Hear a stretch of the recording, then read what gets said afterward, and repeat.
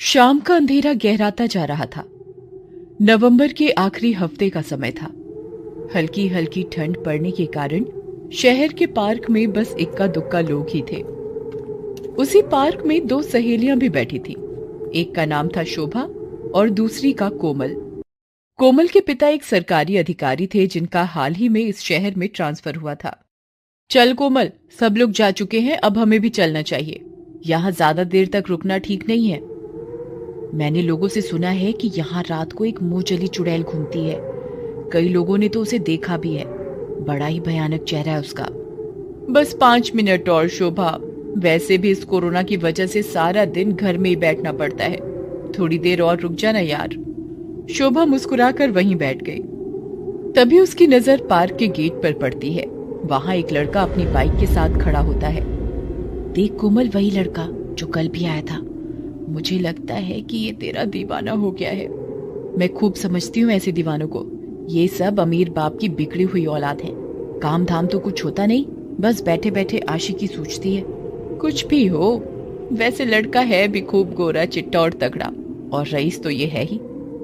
तुझे तो सारे लड़के ऐसे ही लगते हैं। इन फालतू की बातों को छोड़ और अपने करियर पर ध्यान दे। दुनिया भरी पड़ी है ऐसे आशिकों से। सही कहती है तू। अरे यार, मैं तुझे एक बात तो बताना भूल ही गई। क्या? मैं कल अपने मम्मी पापा के साथ अपनी बुआ की बेटी की शादी में मेरठ जा रही हूँ। 3-4 दिन बाद ही लौट सकूंगी। अरे यार, इस शहर में एक तू ही तो है जिसके साथ मैं पार्क आती हूँ। तू जा, लेकिन हो सके तो जल्दी आ जाना। मैं कुछ दिन अकेले ही पार्क की सैर कर लिया करूंगी। अब चल, अंधेरा घिराया है, घर चलते हैं। इतना कहकर दोनों वहां से जाने लगी। वो लड़का अभी तक गेट पर ही खड़ा था। दोनों उस पर ध्यान न देते हुए वहां से निकल गई। अगले दिन ठीक उसी समय वो लड़का फिर वहां आया। आज कोमल अकेली थी। उसे देख वो वहां से जाने लगी। अरे कहाँ चल दी? जब देखो मुझे देखकर भाग जाती हो। कांटे लगे हुए हैं क्या मुझ में? ए मिस्टर, ये क्या बदतमीजी है? छोड़ो मेरा हाथ। नहीं, जब तक तुम मेरे प्यार का जवाब नहीं देती, मैं नहीं छोड़ने वाला तुम्हारा हाथ। जवाब चाहिए तुम्हें? अभी जवाब देती हूँ, ये लो। इतना कहकर कोमल ने एक झन्नाटेदार तमाचा उस लड़के के चेहरे पर जड़ दिया। उस तमाचे की आवाज से आसपास के लोग भी चौंक कर इधर उधर देखने लगे। लड़का क्रोध और अपमान से नहा गया। कोमल भी अपना हाथ झटक कर वहां से चल दी। इस घटना के अगले दिन कोमल को पार्क में घूमते काफी देर हो गई। शोभा भी ना जाने कितनी डरपोक है। कहती थी कि इस पार्क में एक चुड़ैल रहती है। आज देखो अंधेरा हो गया है और मैं अकेली हूँ पार्क में। मुझे तो नहीं दिखी कोई चुड़ैल। ये लोग भी ना जाने कैसी कैसी अफवाह फैलाने लगते हैं। तभी उसे समय का ध्यान होता है और वो घर जाने के लिए वहाँ से निकलने लगती है। तभी वहाँ अपनी बाइक से वो लड़का भी पहुँचता है। आज उसके तेवर बदले हुए थे। चेहरा गुस्से से भरा हुआ था और आंखें लाल थी। अपने आप को कहीं की परी समझती है क्या तू? बहुत नाज है ना तुझे अपनी खूबसूरती पर। आज इस पर ऐसा दाग लगाऊंगा कि तुझे अपने आप से नफरत हो जाएगी। कोमल वहाँ से पार्क के अंदर की तरफ भागती है। भाग भाग, जहाँ तक भाग सकती है भाग। मैं भी देखता हूँ कि तू कितना भाग सकती है। भाग। कोमल बदहवास सी भागते हुए पार्क के पुराने गुलमोहर के पेड़ के पास पहुंचती है। तभी उसे वहां किसी पत्थर से ठोकर लगती है और वो वहां गिर जाती है। वो लड़का भी तब उसका पीछा करता हुआ वहां पहुंच जाता है। मेरे प्यार को ठुकराया था ना तूने? अब देख, मैं तेरा वो हाल करूंगा कि सारी दुनिया तुझे ठुकराएगी। इतना कहकर वो अपनी जेब से एक बल्ब निकालता है जिसमें खतरनाक एसिड भरा हुआ, और वो उस बल्ब को कोमल पर फेंक देता है।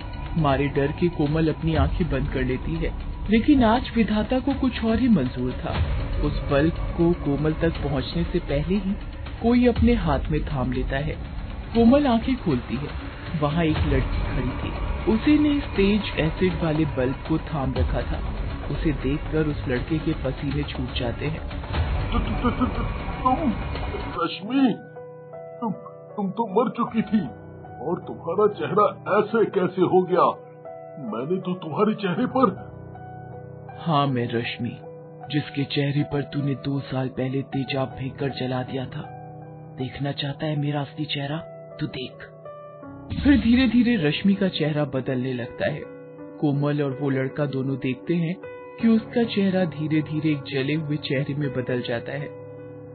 कोमल सहम जाती है और उस लड़के की तो पूछो ही मत। उसका दिल इतनी तेजी से धड़क रहा था मानो सीना फाड़ कर बाहर आ जाएगा। वो डर के मारे अपने चेहरे पर हाथ रख लेता है। आंखें क्यों बंद कर रहा है? गौर से देख कमीने इस चेहरे को। देखते ही तेजाब ने इसका क्या हाल बना डाला है। पता है कितना दर्द होता है। आज मैं भी तुझे वैसा ही दर्द महसूस करवाऊंगी। ले भुगत अपनी करने की सजा। इतना कहकर रश्मि उस तेजाब से भरे बल्ब को उस लड़के के चेहरे पर फोड़ देती है। उस लड़के का पूरा चेहरा तेजाब से नहा जाता है। बहुत चल रहा है, बचाओ, कोई तो बचाओ। अब पता चला किसी के चेहरे पर एसिड फेंकने पर कैसा लगता है। मेरी सोच मुझे कितना दर्द हुआ होगा। मुझे माफ कर रश्मि, मुझे माफ कर दो। माफ कर दूं? तुझे? कभी नहीं। अभी तो तुझे और सजा मिलनी बाकी है। अभी तो तुझे समाज के ताने सुनने हैं। एक समय ऐसा भी आएगा जब तू खुद से भी नजरें नहीं मिला पाएगा। तू खुद को आईने में देखकर डरने लगेगा। तब तुझे पता चलेगा कि किसी का चेहरा जल जाने के बाद उसे कैसा महसूस होता है। इस तरह काफी देर तड़पने के बाद वो लड़का वहीं बेहोश हो जाता है। फिर रश्मि कोमल की तरफ मुड़ती है। कोमल अभी भी वहीं सहमी हुई सी पड़ी थी। डरो मत, मैं तुम्हें कोई नुकसान नहीं पहुंचाऊंगी। आप कौन है? मेरा नाम रश्मि है। मैं भी इसी शहर की रहने वाली थी। इस कमीने लड़के का नाम अशोक है। ये एक अमीर बाप का बेटा है। तुमसे पहले इसने यही हरकत मेरे साथ भी की थी। मैंने भी इस सिरफिरे का प्यार ठुकरा दिया था। फिर इसने गुस्से में आकर मुझ पर एसिड फेंक दिया था। मेरा सारा चेहरा, यहाँ तक कि कान के पर्दे भी गल गए थे। इस कमीने के चलते मेरी शादी टूट गई और मैं समाज और यहाँ तक कि अपने माता पिता की नजरों में भी बेगानी हो गई थी। फिर आपने क्या किया? मैंने अपने माता पिता से खूब कहा कि इसमें मेरी क्या गलती है, लेकिन उन्होंने इसमें सारा दोष मेरा ही निकाला। उधर समाज के ताने मुझे जीने नहीं दे रहे थे। ऐसे में मैंने हिम्मत करके अकेले ही लड़ने की ठानी। मैंने इस कमीने के खिलाफ पुलिस में शिकायत दर्ज की। इसके ऊपर सालों साल मुकदमा चलता रहा। इसने पैसे के दम पर न सिर्फ कानूनी लड़ाई जीती बल्कि मेरे चरित्र को भी कलंकित कर दिया। और जब मैं सब ओर से हार गई तो यहाँ इसी गुलमोहर के पेड़ से लटक कर मैंने खुदकुशी कर ली। रश्मि की बातें सुनकर कोमल की आंखें नम हो आईं। आपके साथ बहुत बड़ा अन्याय हुआ है। हाँ, और मैं नहीं चाहती कि यह अन्याय किसी और लड़की के साथ हो। इसलिए जब जब ऐसे घटिया और बीमार सोच वाले इंसान अपना सिर उठाएंगे तब उनको सबक सिखाने के लिए मैं यूं ही आती रहूंगी। अब तुम घर जाओ। तुम्हारे माता पिता तुम्हारे लिए परेशान हो रहे होंगे। अगली सुबह पार्क में लोगों को अशोक मिलता है। उसका चेहरा पूरी तरह झुलसा हुआ होता है। लोग उससे डर कर दूर भाग रहे थे। कुछ दिनों बाद अशोक पागल हो जाता है और गुमनामी में कहीं खो जाता है। Thanks for watching.